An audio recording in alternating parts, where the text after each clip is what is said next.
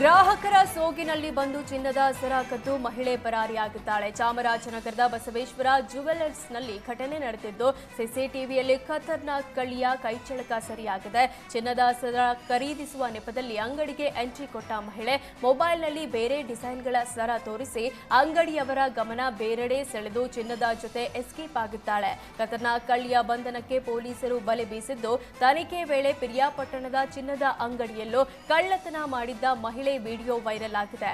CPI Srikanth ನೇತೃತ್ವದಲ್ಲಿ ಕಳ್ಳಿಗಾಗಿ ಶೋಧ ನಡೆಸಲಾಗುತ್ತಿದೆ.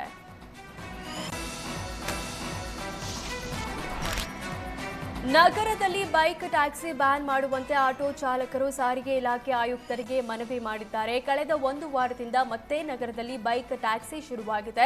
ಬೈಕ್ ಟ್ಯಾಕ್ಸಿಯಿಂದ ಆಟೋ ಚಾಲಕರಿಗೆ ಸಂಕಷ್ಟ ಎದುರಾಗಿದೆ. ಆಟೋ ಓಡಿಸಿ ಜೀವನ ನಡೆಸುವ ಲಕ್ಷಾಂತರ ಚಾಲಕರಿದ್ದಾರೆ. ನಮಗೆ ಆರ್ಟಿಒ ಅಧಿಕಾರಿಗಳು ದಂಡ ಹಾಕ್ತಾರೆ, ಆದರೆ ಯಾವುದೇ ಅನುಮತಿ ಇಲ್ಲದೆ ರ್ಯಾಪಿಡೋ ಓಡಿಸುತ್ತಿದ್ದಾರೆ. ವೈಟ್ ಬೋರ್ಡ್ ಬೈಕ್ ಕೂಡ ಕಾರ್ಯಾಚರಣೆಯಲ್ಲಿವೆ. ದಯಮಾಡಿ ಬೈಕ್ ಟ್ಯಾಕ್ಸಿ ಬ್ಯಾನ್ ಮಾಡಿ ಅಂತ ಸಾರಿಗೆ ಇಲಾಖೆಗೆ ಆಟೋ ಚಾಲಕರು ಮನವಿ ಸಲ್ಲಿಸಿದ್ದಾರೆ.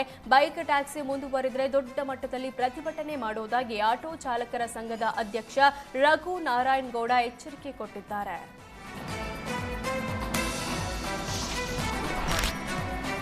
ಕೊಲ್ಲೂರು ದೇವಸ್ಥಾನಕ್ಕೆ ತೆರಳಿದ್ದ ಬೆಂಗಳೂರು ಮೂಲದ 56 ವರ್ಷದ ಮಹಿಳೆ ವಸುಧಾ ನಾಪತ್ತೆಯಾಗಿದ್ದಾರೆ. ಆಗಸ್ಟ್ 27ರಂದು ದೇವಸ್ಥಾನಕ್ಕೆ ಭೇಟಿ ನೀಡಿದ್ದ ವಸುಧಾ ಸೌಪರ್ಣಿಕಾ ನದಿಗೆ ಈಜಲು ಹೋಗಿದ್ದಾರಂತೆ. ಈ ವೇಳೆ ಕಾಲು ಜಾರಿ ಕೊಚ್ಚಿಕೊಂಡು ಹೋಗಿರುವ ಶಂಕೆ ವ್ಯಕ್ತಪಡಿಸಲಾಗಿದೆ. ಸೌಪರ್ಣಿಕಾ ನದಿಯ ಭಾರೀ ಪ್ರಮಾಣದಲ್ಲಿ ಪ್ರವಾಹವಿದ್ದು, ಹೀಗಾಗಿ ಕೊಚ್ಚಿ ಹೋಗಿರುವ ಅನುಮಾನವಿದೆ. ಈ ಹಿನ್ನೆಲೆ ಮುಳುಗು ತಜ್ಞ ಈಶ್ವರ ಮಲ್ಪೆ ತಂಡ ಹಾಗೂ ಅಗ್ನಿಶಾಮಕ ದಳ ಹುಡುಕಾಟ ನಡೆಸುತ್ತಿದೆ.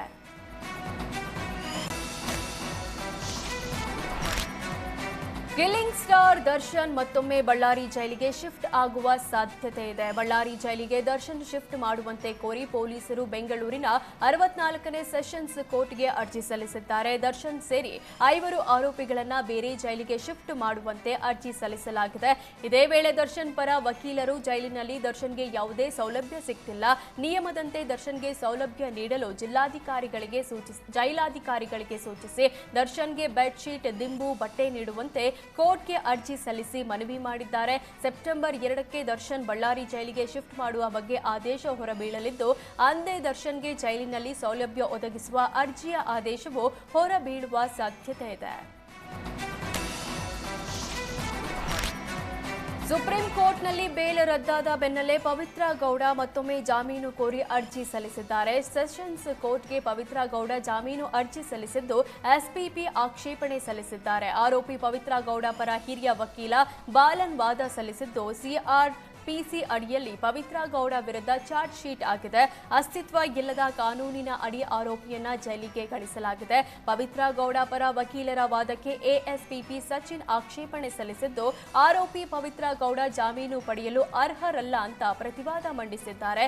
ಬಳಿಕ ಸೆಪ್ಟೆಂಬರ್ 2ಕ್ಕೆ ಪವಿತ್ರ ಗೌಡ ಜಾಮೀನು ಅರ್ಜಿ ಆದೇಶವನ್ನ ಕೋರ್ಟ್ ಕಾಯ್ದಿರಿಸಿದೆ.